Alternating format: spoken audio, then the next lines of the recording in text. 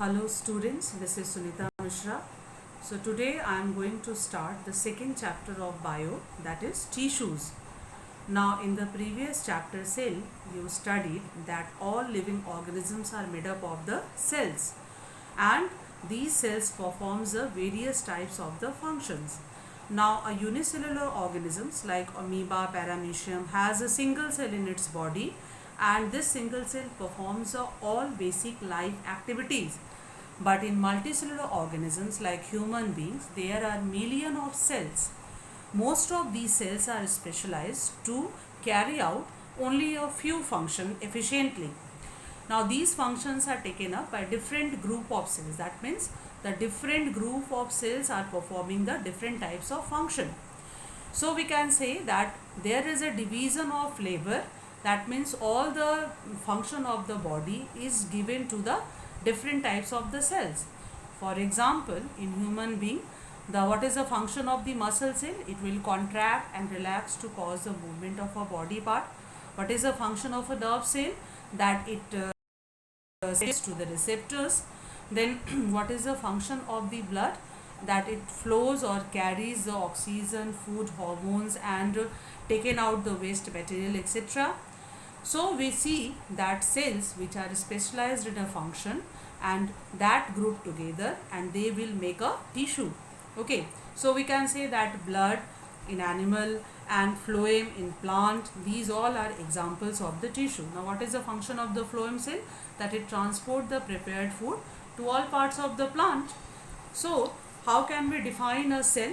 How can we define a tissue? So a group of cells similar in structure that work together to perform a particular function forms a tissue.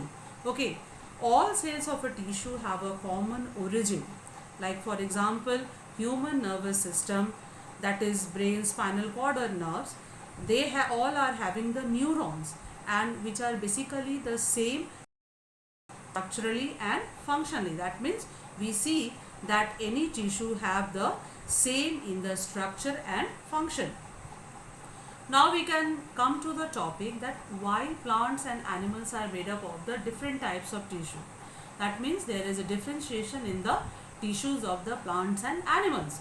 Now we see that both plant and animals, they are different organisms. That means how? Now we know that the plants are autotrophic. Autotrophic means they prepare their own food. So, and even the plant doesn't move from here to there, so they doesn't require so much of energy. So that's why all the tissues in the plants, they are supportive, which provide them with a structural strength. Okay, so that's why either it is a xylem or phloem or sclerenchyma are dead tissues. Now some of the tissues of the xylem and phloem, they are living, but most of the xylem tissues, they are dead because the plant doesn't require so much energy.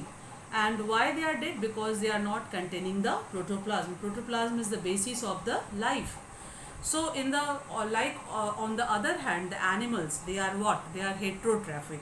Heterotrophic means they are to depend for their food on the plants, and they have to move in search of the food. They mate, they find shelter, so they need more energy as compared to the plant. That's why they need more energy for strengthen their tissues, their cells, and that's why there is a differentiation in the tissues of the plants and animals. Okay, so I will finish up to this.